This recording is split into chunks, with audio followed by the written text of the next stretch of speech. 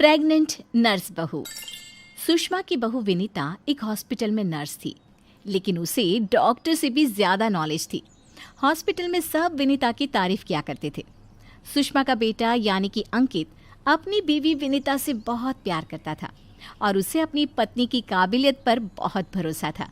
धीरे धीरे वक्त गुजरता गया और शादी के 8 महीने बाद विनीता प्रेग्नेंट हो गई। मैं बहुत खुश हूँ। मेरा इकलौता बेटा है और अब इसका बच्चा इस दुनिया में आएगा। मैं दादी बन जाऊंगी। दादी मैं बता नहीं सकती मुझे कितना अच्छा लग रहा है। आपको खुश देखकर मैं भी बहुत खुश हूँ माँ। देखो बेटा, वैसे तो विनीता नर्स है, उसे अपने बारे में सब कुछ पता है, लेकिन फिर भी ना आजकल बच्चे पैदा करने में बड़ी परेशानी होने लगी है।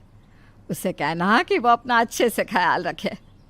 अरे माँ, आप है ना, आपके रहते हमें चिंता करने की क्या ज़रूरत है। मैं तो अपनी बहू का बहुत अच्छे से ख्याल रखने वाली हूँ। उसे अच्छे से खिलाऊंगी पिलाऊंगी, तभी तो मेरा पोता या पोती एकदम हेल्दी पैदा होगा। कुछ दिनों के बाद सुबह के वक्त। अरे विनीता बहू, ये तुम क्या कर रही हो? कुछ भी तो नहीं मम्मी, अपना हेल्थ चेकअप कर रही हूँ। और क्या? लेकिन ये ब्लड प्रेशर की मशीन और ये तुम्हारे हाथ में इंजेक्शन कैसा है? अरे मम्मी जी, मैं अपना ब्लड प्रेशर चेक करके देख रही थी। प्रेग्नेंट होना और ऐसी हालत में ब्लड प्रेशर चेक करना बहुत ज़रूरी होता है। लेकिन बेटा, इन सब कामों के लिए तुम्हें डॉक्टर के पास जाना चाहिए।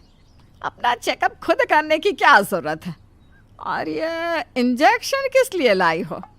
मम्मी जी, इससे मैं अपना ब्लड सैंपल लूँगी और हॉस्पिटल में जाकर अपना ब्लड चेक करवा लूँगी। अरे ऐसा भी कोई करता है भला? अपने खुद के हाथ से खुद का ब्लड सैंपल भी कोई निकालता है क्या? मम्मी जी, ये मेरा रोज़ का काम है, इसमें क्या है? मैं जब खुद से ये सब कर सकती हूँ तो किसी और से क्यों करवाऊँ? अच्छा ठीक है, जैसा तुम्हें सही लगे। कुछ दिनों के बाद सुषमा अपनी बहू को फिर से इंजेक्शन लगाते हुए देखती है और अंकित भी उस वक्त वहीं पर था। अरे विनीता, ये तुम क्या कर रही हो? तुम प्रेग्नेंट हो, इस तरह खुद को इंजेक्शन लगाने की क्या ज़रूरत है? अब तू ही समझा बेटा। पिछली बार भी अपना ब्लड सैंपल खुद ही कलेक्ट कर रही थी, तब भी मैंने इसे समझाने की कोशिश की थी, लेकिन ये तो मेरी बात सुनती ही नहीं। अरे मम्मी जी, मैंने पहले भी कहा था ना, बड़े हॉस्पिटल में नर्स हूँ मैं, और क्या करना है क्या नहीं मुझे अच्छी तरह पता है। हाँ, लेकिन तुम खुद को इंजेक्शन क्यों लगा रही हो? अरे इंजेक्शन नहीं है, प्रेगनेंसी में कुछ वैक्सीन लगवाने होते हैं, बस वही लगा रही हूँ, और क्या। और फिर एक दिन रात को अचानक विनीता की तबीयत खराब हो जाती है। क्या हुआ विनीता? तुम ठीक तो हो? तुम तो खुद अपना इतना ख्याल रखती हो, तुम्हारी तबीयत कैसे बिगड़ गई? पता नहीं अंकित, ऐसा लग रहा है कि वीकनेस हो रही है, बहुत कमज़ोर सा महसूस कर रही हूँ पिछले कुछ दिनों से। तुमने तो अपना ब्लड सैंपल दिया था ना हॉस्पिटल में, उसकी रिपोर्ट आई या नहीं? कल सुबह ही आ जाएगी, तब सब कुछ पता चल जाएगा। अगले दिन सुबह के वक्त। विनीता, तुम्हारी ब्लड रिपोर्ट तो आ चुकी है। तुम्हारी बॉडी में तो आयरन की बहुत कमी है, देखो तो ज़रा। अरे हाँ, इसके हिसाब से तो मुझे ब्लड चढ़ाना चाहिए, वरना डिलीवरी के वक्त बच्चे को प्रॉब्लम हो सकती है। मैं एक काम करती हूँ, ब्लड चढ़वा लेती हूँ। ऐसा कैसे ब्लड चढ़वा लेती हूँ? पहले डॉक्टर से जाकर पता करो और हॉस्पिटल में जाकर ब्लड चढ़वाओ। ये सब काम बिना किसी डॉक्टर की सलाह के नहीं करने चाहिए। मम्मी जी, आप फिर से शुरू हो गई ना। क्या करना है क्या नहीं मैं अच्छे से जानती हूँ, मैं खुद कर लूँगी। और विनीता हॉस्पिटल से ब्लड की बोतल का इंतज़ाम करती है और खुद अपने ही हाथों से खुद को घर में रहकर ब्लड चढ़ा लेती है। अगले दिन। विनीता, अब तुम्हारी तबीयत कैसी है? देखो, मुझे पता था ब्लड चढ़ते ही मेरी सारी वीकनेस दूर हो जाएगी। मुझे बहुत अच्छा लग रहा है, एकदम ठीक हूँ मैं। कुछ दिनों के बाद विनीता की प्रेगनेंसी का 8वां महीना शुरू हो चुका था और एक दिन सुबह के वक्त विनीता अच्छे से तैयार होकर अपने कमरे से बाहर आती है। क्या हुआ विनीता, सुबह सुबह कहाँ जा रही हो? बहुत दिन हो गए हॉस्पिटल नहीं गई, सोच रही हूँ आज ड्यूटी पर चली जाती हूँ। डॉक्टर का भी फ़ोन आया था अभी। लेकिन बेटा, अब तुम्हारा 8वां महीना चल रहा है, ऐसी हालत में तुम्हें घर में आराम करना चाहिए और डिलीवरी करवाने तो बिल्कुल भी नहीं जाना चाहिए। लेकिन क्यों मम्मी जी, डिलीवरी करवाने में क्या प्रॉब्लम है? ये तो मेरा जॉब है। और हॉस्पिटल में दिन रात यही तो करवाती थी। आपने कहा कुछ दिन काम पर मत जाओ, इसलिए नहीं गई। हाँ मम्मी, वैसे विनीता ठीक ही तो कह रही है, उसका रोज़ का काम है ना ये। तुम आजकल के बच्चे ना कुछ नहीं समझते। अरे तुम्हें वैसे तो सब पता है, लेकिन शायद ये नहीं पता कि इस हालत में अगर तुम डिलीवरी करवाने आई औरतों को देखोगी तो तुम्हारी सेहत पर बुरा असर पड़ेगा। अरे मम्मी, ऐसा भी कुछ होता है क्या? मम्मी जी, किसी और की डिलीवरी करवाने से मेरे ऊपर कैसे फ़र्क पड़ सकता है? मैं कोई पहली बार थोड़ी ना ये सब करवाने जा रही हूँ। विनीता अपनी सास की एक नहीं सुनती और हॉस्पिटल चली जाती है। वहाँ से वापस आने के बाद, अरे मम्मी जी, आपको मेरी बहुत चिंता हो रही थी ना?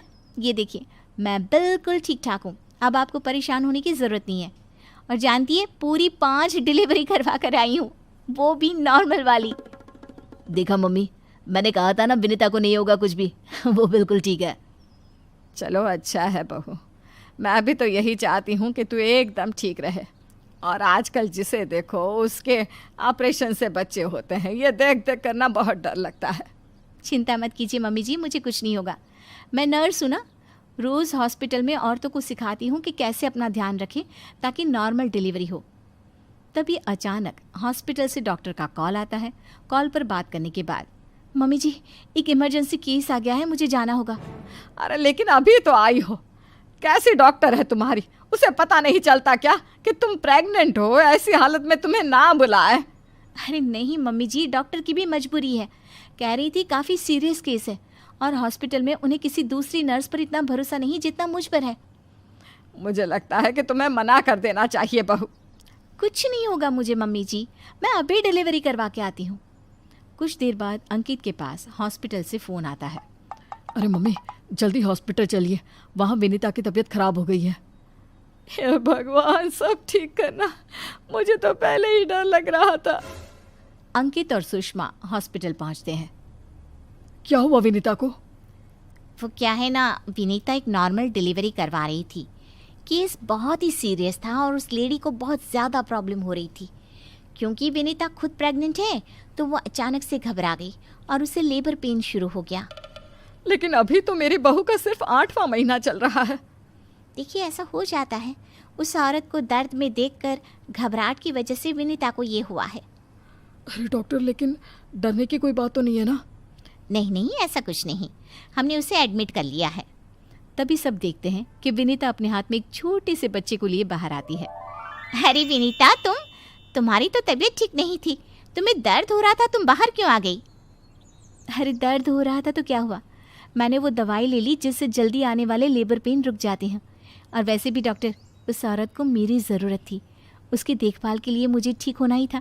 ये देखिए, उसका बच्चा एकदम सही सलामत है। अरे वाह मेरी बहू, तूने तो अपने तबीयत की परवाह ना करके किसी और की जान बचाई। मुझे तुम पर गर्व है विनीता। ऐसे ही थोड़ी ना वो हॉस्पिटल की सबसे अच्छी नर्स बनी है। मैंने कहा था ना मम्मी जी, मैं नर्स हूँ, मुझे अपने से पहले दूसरों की तकलीफ़ दिखाई देती है और मैं पहले अपने मरीज़ों की जान बचाती हूँ, फिर खुद की।